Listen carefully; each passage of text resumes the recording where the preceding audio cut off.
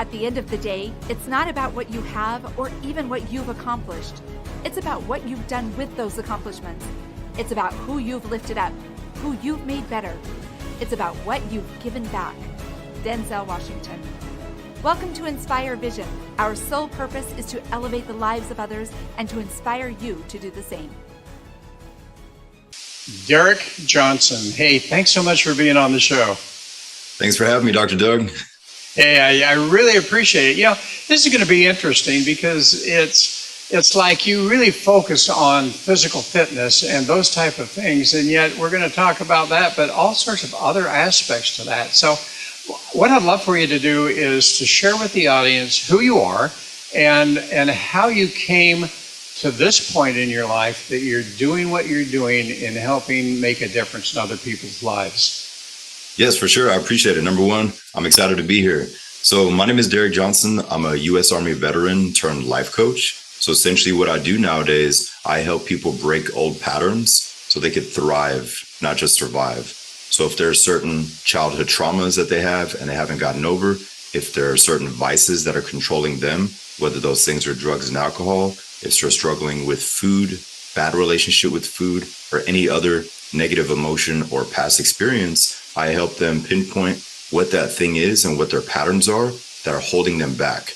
Because some people, they crush it in one or two areas of their life, but other areas, they kind of push it into the closet or slide it under the rug. And they're like, I'll get around to it. We pull those things out and then we work on it. So I have the fitness aspect and then the mental aspect. So we combine both, get them in better physical condition, and most importantly, help them and guide them to get over past traumas so they can feel like they're free again and they can fully breathe. So they're not carrying this quote unquote baggage with them into every single thing that they do, which can hold them back. So that's essentially what I do now. And just quick backstory on it. I grew up, my father was U.S. Army for 20 plus years. So he had the drill sergeant mentality, and he's also a farm boy. So that work ethic is in my bloodline on my dad's side, a farm boy turned Army. And my mother, she's German. So my mother's been a kindergarten teacher for 45 years. So I had the teacher mom, I had the drill sergeant father. So that mentality was always instilled into me.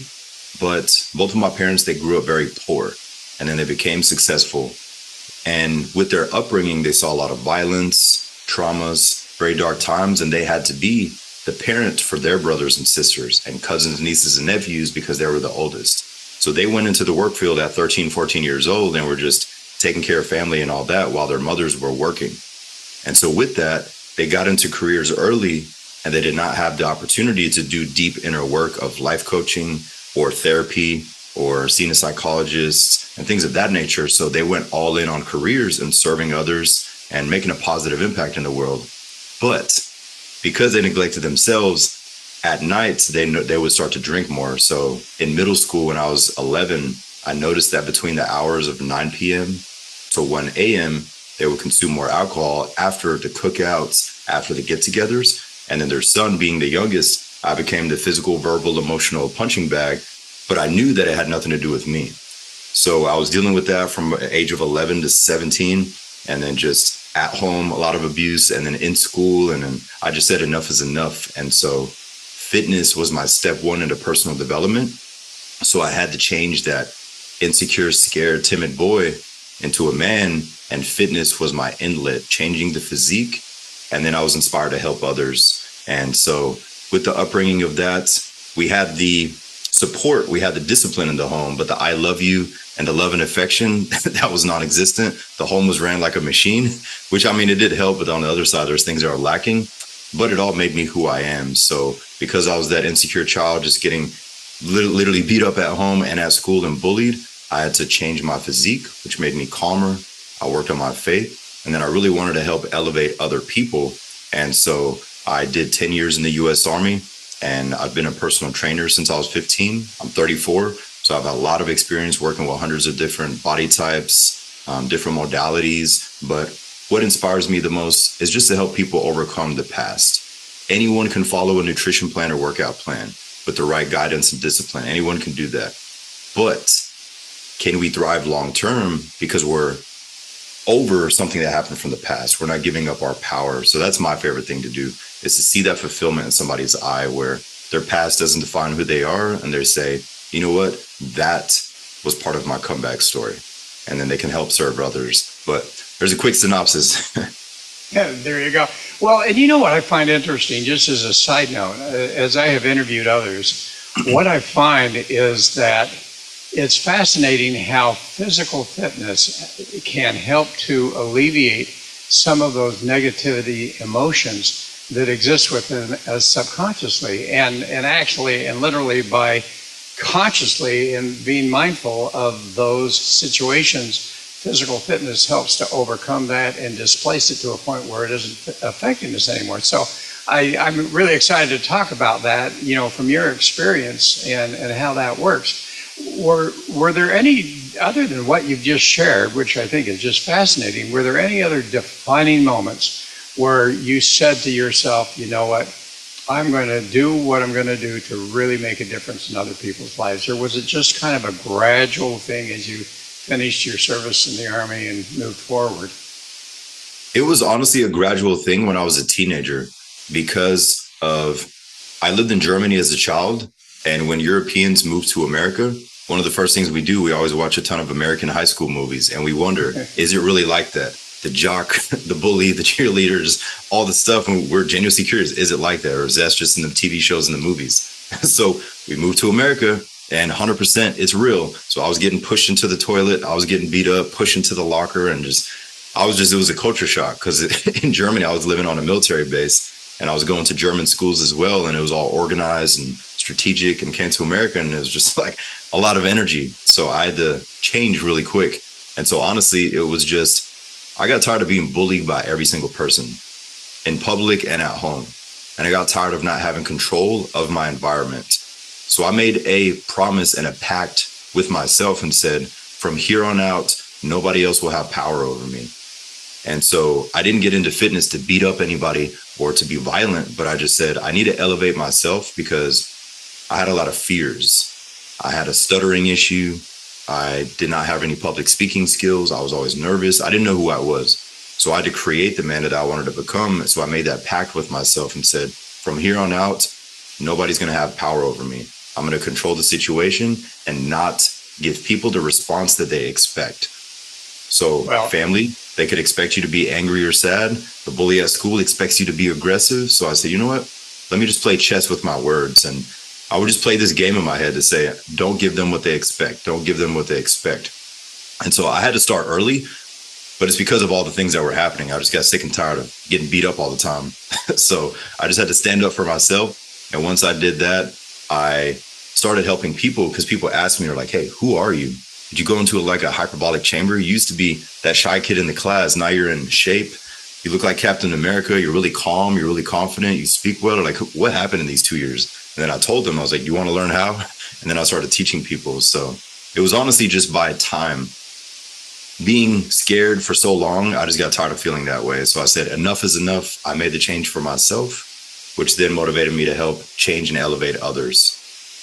Okay, so let's talk about that pain that you experienced. And obviously, we all experience some type of pain, suffering, whatever terminology you want to use. I like the concept of suffering, particularly because I'm here in Thailand and I love that Buddha talks about that. But yes, but the reality is that we all have subconsciously in our memory, in our brain, that level of pain, fear, suffering that then comes out in the reality of what we experience in life. And you, as you shared with your story just a while ago, that's part of what you experienced as a child. So my question for you is, what did you do? How did you turn that pain, suffering into a positive fuel-based situation that allowed you then to make decisions, conscious decisions that put you in an entirely different modality? Great question. So one of the big things that I did is I legitimately got obsessed with comeback stories, learning people's comeback stories, athletes, designers, artists, parents, just anyone that was crushing it in their field, I loved learning their backstory. How did he become the way he is? Why is she so good at that? Why do they have this quote unquote killer instinct to just dominate their path and overcome any traumas? And so learning all these different stories, I saw many similarities. And I said, I can relate to him because of the upbringing or his relationship with his mother. I can relate to them because this happened in schooling. And I would just see myself in other successful people. And then I would just tell myself on autopilot in my subconscious, this is happening for me. This is part of my comeback story. This is happening for me. This is part of my comeback story. So I just ran that narrative in my head. So anything that would happen in life to me or around me, I just said challenge accepted. Anytime that something would happen, I would literally say it out loud, challenge accepted. This is happening right now and I feel this way. This is real, but challenge accepted. The only way to it is through it. And so I just had that mentality and just kept pushing. But it was because I immersed myself in people's comeback stories, whether those were books, movies, music. And I just really fell in love with that because I would see everyone that's at a high level in life, they have skills and confidence that they earned because they pushed through dark times, traumas, pain, and all that. And so that's one huge thing that helped me in my teenage years. It was just learning these stories. So I was never one to complain. Nobody ever knew anything really that I was going through because I knew 10 people that had it way worse. I had both parents. Yes, they were drunks, but at least I had both parents and we lived in a beautiful house in Florida. So I was like, I can't complain. We have a swimming pool. I have food and air conditioning in Florida. Yes, I get my ass beat at night because they're drunk, but I can't really complain much because somebody else has it worse. So I would always just look at perspective. So I would never like bash anyone or complain. So learning people's stories helped me a ton because I saw myself in others. Okay. And you know what's fascinating about that is that, you know, as I've really studied this, interviewed is so many people that I have had the opportunity to, in my mind, what you're really talking about is what I would term mindfulness and true consciousness, to where you are observing those things coming up, you know, whatever situation or event occurs that brings up those emotions. If I'm understanding what you're saying, is you observe that, you accept that as real, and then you take the steps to do something that is going to move that aside so it does not affect you. Is that a fair, accurate description? Yes, that is a very accurate description. I would not give the response to the situation that was a normal auto response. I would just zoom out, take a breather, and then assess the situation. Because my younger version would just react. Something would happen and I'd just react. And then after the reaction, then I'd say, okay, let me do it differently this time. I got too angry, or I got too annoyed, or I got too sad and scared, whatever happened back then. But once I made the decision to no longer give the situation or people control over me in regards to my response, I was always calm. And after a while, I noticed people were like, man, you're always so chill. Anytime that there's chaos, it's like you just get calmer. And I loved that because I would just see that I was calm in those situations because I was just used to a lot of yelling and screaming and violence. And anytime that normal life stress would happen, I would thrive in it because I would just be even, calm-tempered, but I'd always guide people through whatever was happening. So it was almost like things would slow down. And I would play this like movie in my head. I said, okay, this is happening. Let me zoom out at a higher perspective and let me control the room and just stay calm. So it was very interesting. But years later, I realized that as a teenager, I was doing shadow work. I was doing deep inner work. And at the time, I didn't know what I was doing. I was just playing this game. You were just doing it. Yeah, exactly. The older I got, I was like, oh, wow. I was studying psychology and I said, this is what I was doing. It was just phrased differently. You know, and it's interesting. I was talking to someone the other day, and they were explaining how all of that trauma from the early years, without handling it, actually started to create some real health issues to their body. And ultimately, the only way that was able to heal was to be able to figure out what you're talking about. So as you work with people from a physical fitness standpoint, and as you observe the people around, what have you found and what have you observed as some of the very common things that happen to people who do not deal with those early emotions, what happens to their body? And I know one of them is obesity, because I've never seen, over my years, the tremendous existence of obesity in the United States that we see now. And I struggle with it myself. I'm constantly working at it myself. Yes. What is the deal? Great question. So one of the biggest issues that people have nowadays is their lack of attention span. So they don't have time and control of their attention. And so now in human history, humans have a lower attention span than ever, because everything and everyone wants your attention. Facebook ads, YouTube, your uncle, your dogs, your kids, your neighbors, the presidents, it's election season, like just everything and everyone wants our attention. So on the flip side, the person who has the most control of their attention is going to be the one that makes better decisions. And I know it's very straightforward, but a huge issue is they don't have control of their attention because they're running and living in fight or flight.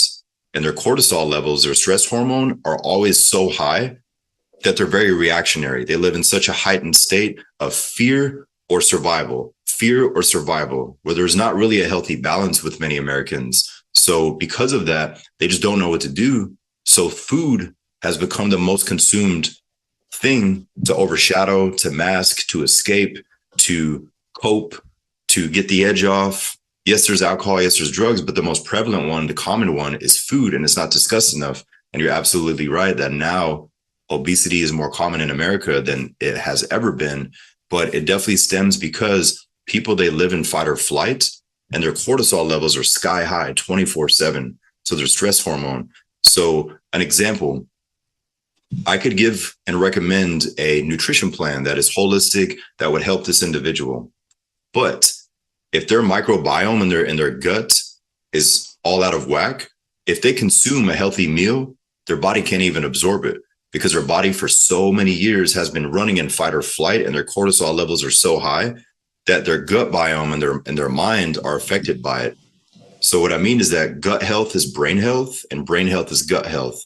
So if we're eating healthy, but we've been very stressed for years on end, our body at some point can't even absorb all the nutrients. So we actually do a cleanse first, so that way they can reset. And then once they are eating healthy, their body can start to actually consume what they're eating. And what we do, we lower their cortisol level so they can start to be calmer. They notice they're feeling better, they're sleeping better, they're reacting better. And then they look in hindsight and say, wow, I used to be so reactive, and I didn't realize that I was living on autopilot, just really jerky and just all over the place. So we just give them that calmness, stillness, and most importantly, the presence. Because nowadays people are either stuck in the past or creating the what if scenarios of the future. What if this happens? And then by age 35, I need to be married with kids, and I need to be a millionaire about 40, and then I got to do this. And then, or person two is just thinking about the past. Nobody understands me. My father did this. This happened. Foster care, child home, et cetera, et cetera. So they're either living back here, they're creating the what if of the future. Cortisol level is high, fight or survival mode, cortisol is high, and they're just like, they don't know what to do.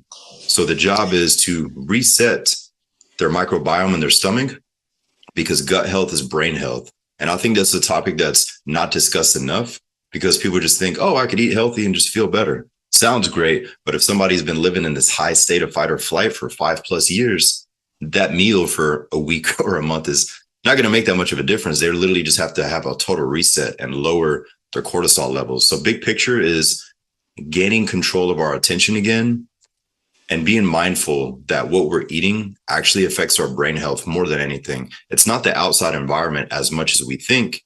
It's actually what we're consuming and how we respond to things. Well, and, I think you had mentioned drugs, alcohol, and then, obviously food.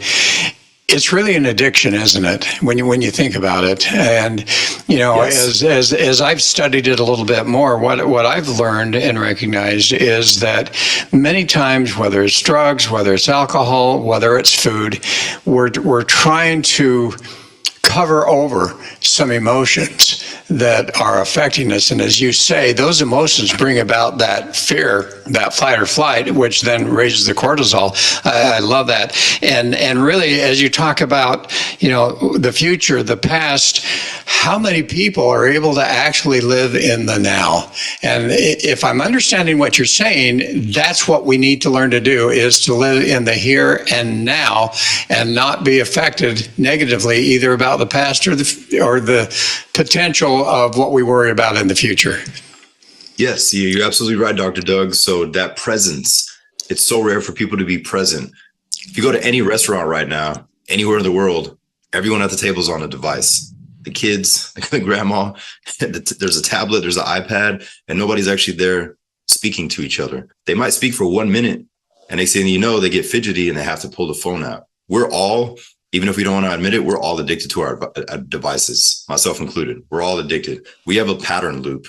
So if we're sitting there and we haven't touched our phone within 3 minutes, we start getting fidgety and we grab our phone. If we really zoom out of ourselves, we all have a pattern loop. A pattern example could be she opens up email, Amazon cart, Facebook, Instagram, TikTok. That is her little loop. It's just an autopilot. She doesn't know why she does it. She just goes in that order. This guy has a different order. Everybody has a pattern loop that we do on our phone just to distract ourselves.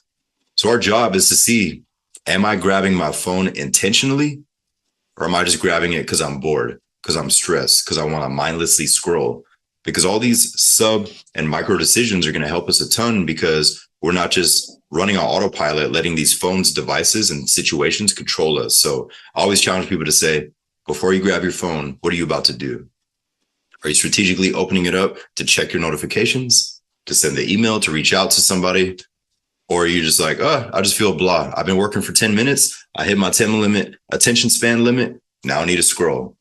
And then they just go from there. So it's very common to see that, because if you just look in public, somebody will be eating and out of nowhere, they put their fork down and grab their phone, even though nobody called them.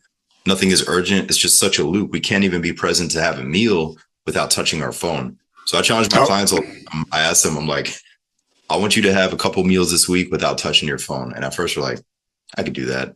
And then when they catch themselves, they're like, that's one of the hardest things. And they realize that they don't even eat a meal without touching their phone. So we look at what you're doing. All right. What are some of the methodologies that people can apply in their lives to really learn to be present? And I would assume that attention to physical fitness and some of the things that you're doing with your training and so forth is certainly one of those. I have a son that is just so focused on physical fitness, and I think it really makes a difference from the standpoint of helping him to be present. Do you talk about other modalities that might be of value also? And if so, what would they be? Yes, great question. So I highly recommend grounding. Grounding meaning taking care of our inner child, taking off your shoes and socks, and just feeling the dirt, the grass, the sand, wherever you live in the world, and just being present in nature. And going back to the basics, leave your phone down. If you have kids, you have to bring it with you, or a business, understandable, but keep it on silent. But really use all 5 of your senses and take in your surroundings. When was the last time people have dunked their head under a body of water? Just like put it under in a pond, in a lake, at the beach, and just let the wave hit them and just splash water and just release their inner child, and we're just present. And then watch the bird fly for 1 minute. Oh, I wonder where it's going. I was going to that tree. A squirrel, a bug, like whatever it is. I know this sounds funny, but in general, it's like as a kid and as a teen, we're always so present and involved in the environment, really there. And as an adult, we're never present. We're in public and we're sitting there on our phone or thinking about our next goal. So a huge thing will be grounding and just really feeling nature wherever you are, but using all 5 of your senses to take in what you see, hear, smell, taste, etc., and really just being present and seeing what comes to mind. And after a couple of minutes, that person will start laughing and say, wow, that was the first time I've watched a bird fly in months or years. Like I've never even noticed that tree. Like, wow, this is actually a beautiful view. And I've lived here for X amount of years. And we don't really take into account where we live because we're just go, go, go. Bills, got to take care of people, and everything is go, go, go. So I challenge people just to take 10 to 30 minutes, sit outside. Even if it's raining, even better. I mean, don't walk in a thunderstorm, especially in Florida, but going on a walk or just standing in the rain, it's very therapeutic. and that person will feel refreshed. So taking in your environment and being more present, that is going to help them a lot. If they can add that into their daily routine for 10 to 30 minutes and just doing that. The other thing would be their morning routine. I challenge people to only choose two things, one for the body, one for the mind. The body, they can choose any modality, walking, running, weight training, CrossFit, Pilates, they choose their thing. For the mind, if they work on the mind after the workout, it's going to be way more effective. So if you go on a walk or a run and afterwards you hydrate, your mind is open. Ideas come to you, names, opportunities, and it's just easy to do anything mental because you've opened up and you've moved the body. Once you go into your prayer, meditation, journaling, visualization, whatever modality somebody chooses, it's going to be way more effective because they move the body first. And so those things of being more present in nature and only choosing two things for their morning routine, one to move the body, one to open the mind. And the whole intent is to be in an empowered state. So the rest of the day, that individual, they respond better to the world, to situations, customers, clients, reviews, whatever they do.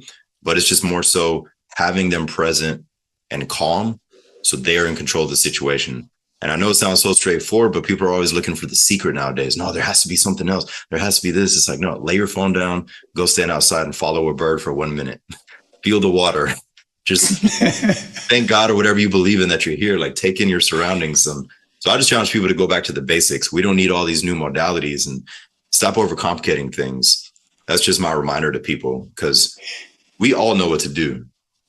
Well, and I love how you focused on the fear and how that creates the higher levels of cortisol, which has all sorts of effects on us, not only from obesity, but other things.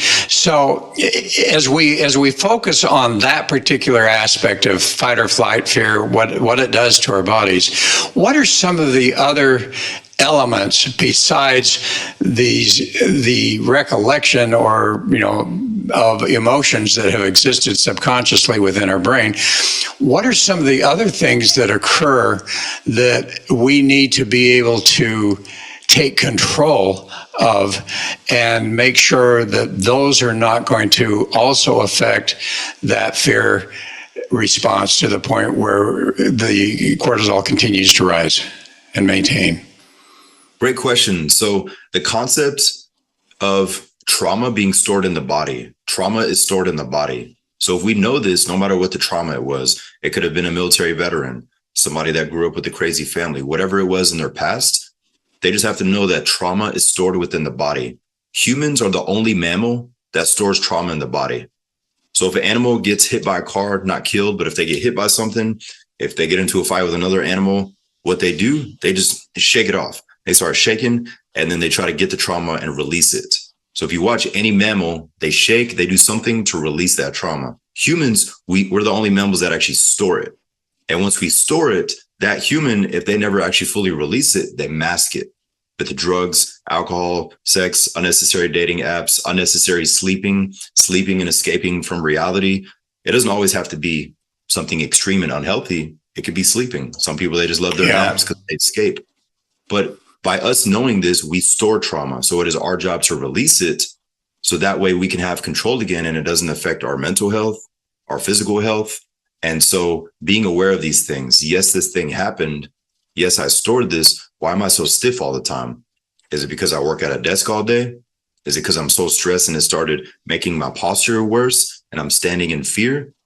So if we see that, we say, okay, when was the last time that somebody got a deep muscle tissue massage or went hiking or really got outside of their shell to move their body? So if they start to do these modalities of whether it's a massage, whether it's foam rolling, whether it's acupuncture, there's many modalities that are all natural, but really to help release those things, they'll be surprised. And if they release that stiffness in their shoulder, they might think it was from a workout or where they worked.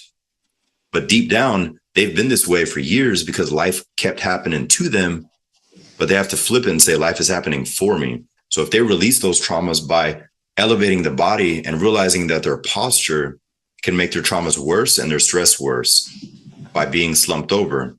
So training that core to be stronger and more erect in your posture. And then on top of that is just knowing that whatever area you're stiff in, you have to train or release that area with a modality, a workout, acupuncture, sitting in the sauna, things of that nature. But when people take these things into their routine, they'll realize how much control they have.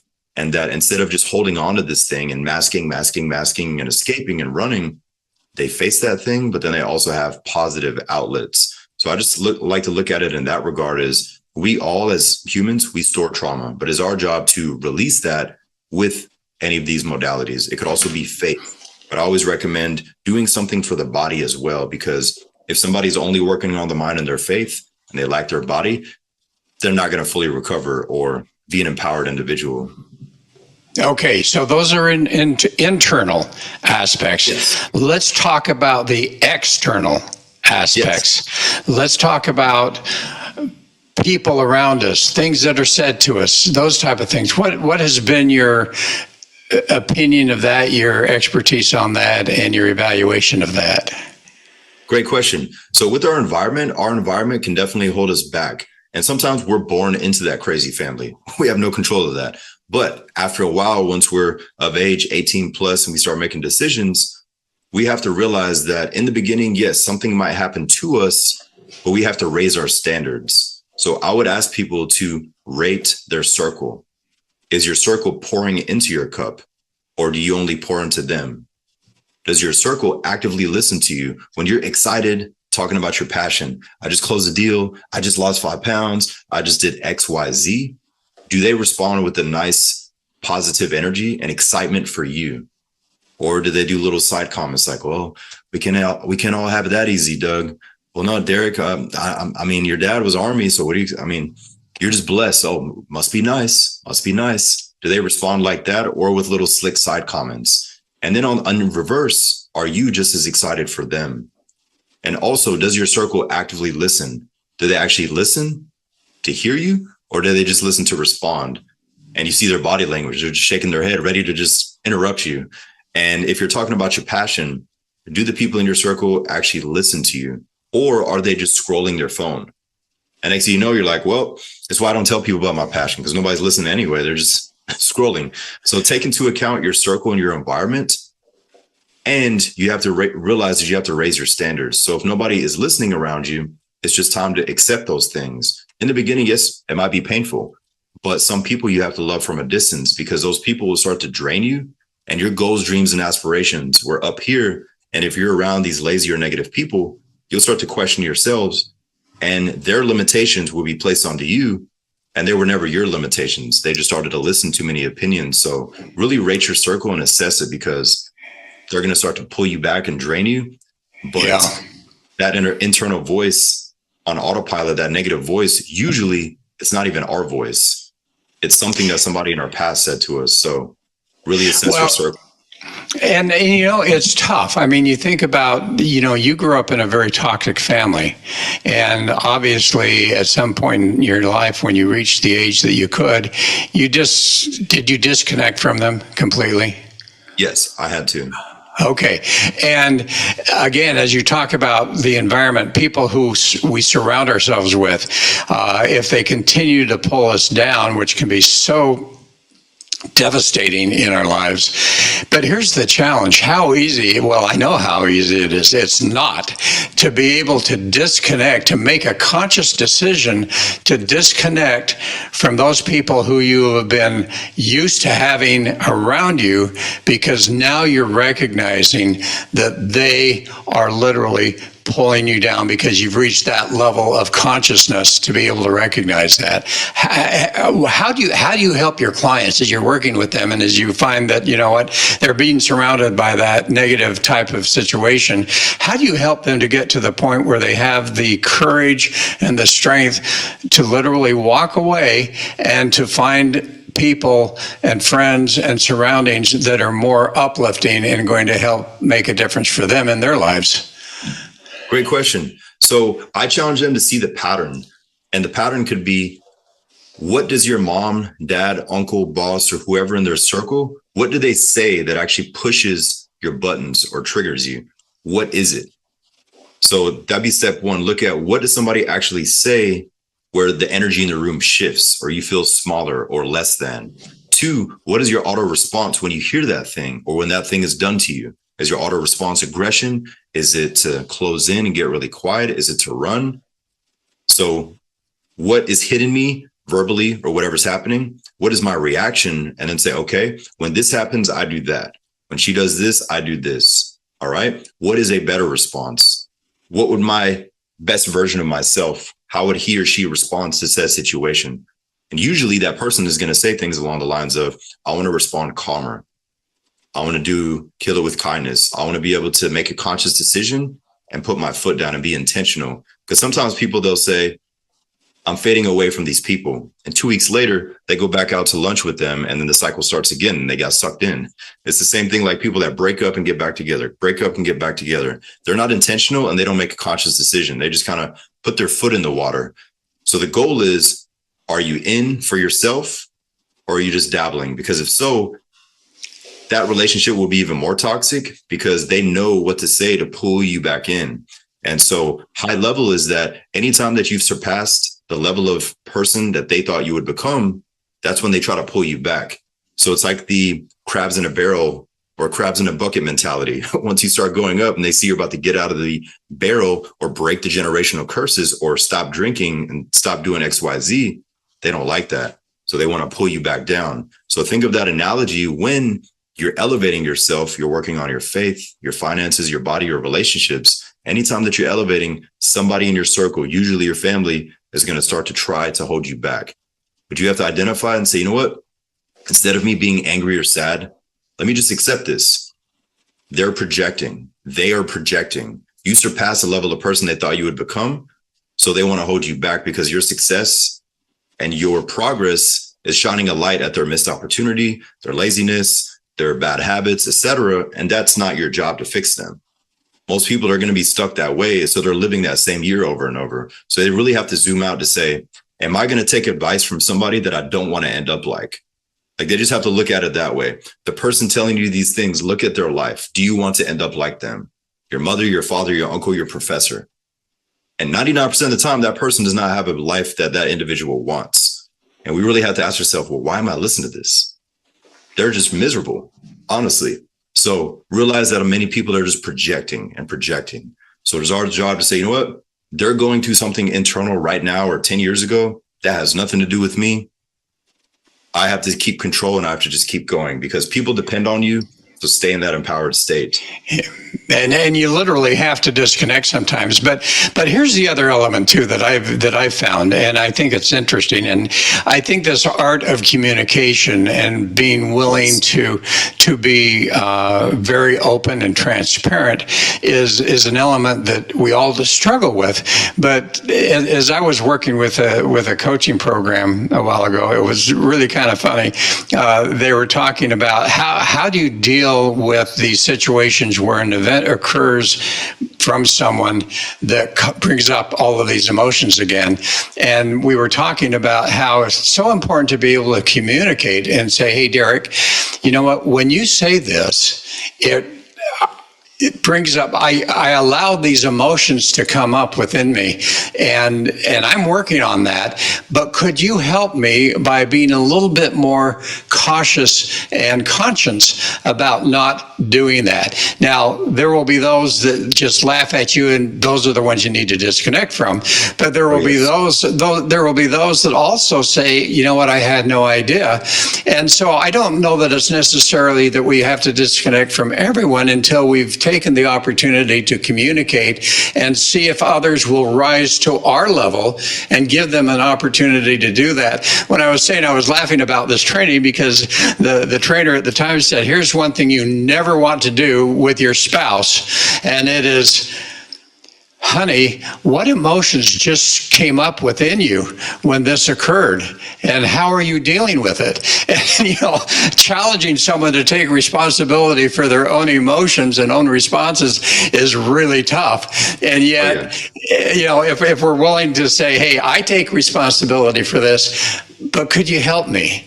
And like I say, I think that those that are really willing to raise themselves up continue to be good friends and a good environment, whereas if they don't, then this is the time that we need to disconnect from those particular people.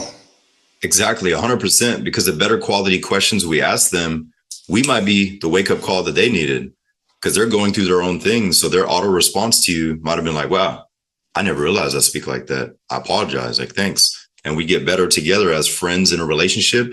And also, 3 questions people can ask their environment or their people is, a situation is happening, and you ask themselves these 3 questions. 1, do you want to talk about it? 2, do you want me to listen? 3, do you want solutions? Do you want to talk about it? Do you just want me to listen, or do you want solutions? And the person asking the question, we have to push pride and ego aside with whatever they choose. The person chooses 1, 2, or 3. And if they say they just want you to listen, don't say a word. And that's the hardest part. They want advice right now. I've learned to do that with my kids. I have to tell you, I learned that years ago because I happen to have a very strong personality. And it's like, something happens, I immediately am in there giving my opinion. And all of a sudden, I finally realized and learned from other coaches that, bottom line is you've got, as you said, you've got to sit back and say, hey, you want me to listen or do you want my opinion? And as I've done that, it has just entirely changed my relationship with my kids to be able to do that and with other people.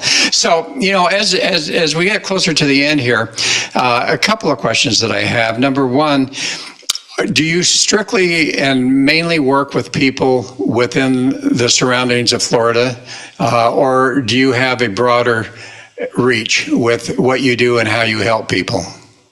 I have a broader reach. So I work with people in 13 different countries. So essentially, there's 2 parts of the coaching. 1, they have access to my private coaching app where they get the workouts, they have their calendar, nutrition, everything is on there. Fitness is all in the app.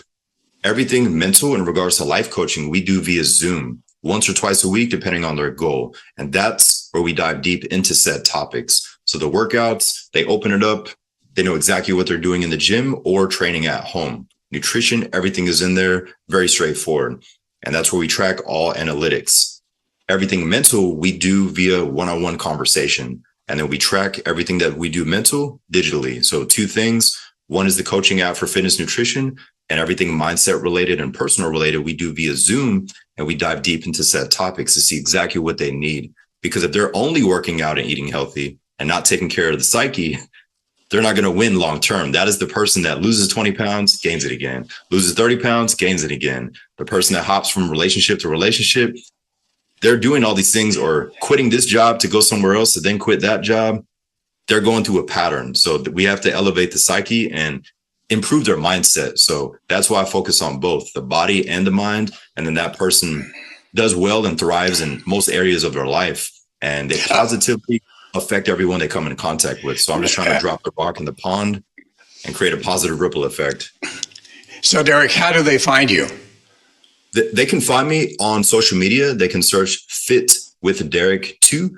And I have my coaching website is fitwithderick.com. And they would see hundreds of males and females, their transformations for body and also mind. And when they watch their videos, they will see the light in their eye, their confidence, their happiness, what they've overcome. So I just love showing real people with real results, but they could find me at fitwithderick.com or just search Fit with Derick on social media and I'll pop up. And my whole intent with social media is to plant seeds. If you snooze 5 times every morning, you're going to see my videos. You're going to be like, ooh, yeah, he was talking to me. But I'm not calling you out. I'm just calling you up because that's what it's about. So I just plant seeds every day on social media. Well, as we close and as you consider the audience listening to us, what would be the message that you would like to share with them as a final message? Great question. Everything that has happened to you in your past all happened for you. And it is our job to see the light in the darkness, because when you can heal yourself, you can help heal other people and everything comes full circle. So our job on earth is to say, yes, these things happen to me, but I can make myself better. And once you elevate yourself, you can elevate others and everything comes full circle and you have fulfillment. Your younger child is proud of your current you and you become a better person. So I challenge everyone to see what can you do internally and externally to become the man or the woman that you always needed. What can you do to become the man or woman that you always needed? And once you become that person, give that person to others. Wonderful. Thank you so much, Derick. I really appreciate your insights and being on the show. Thank you for having me, Dr. Doug. And folks, thanks for listening. Hope you really enjoyed it. And reach out to Derick if this rings true for you, because I think that could be of great help. This is Dr. Doug. Have a wonderful week. We look forward to having you join us again soon. Take care.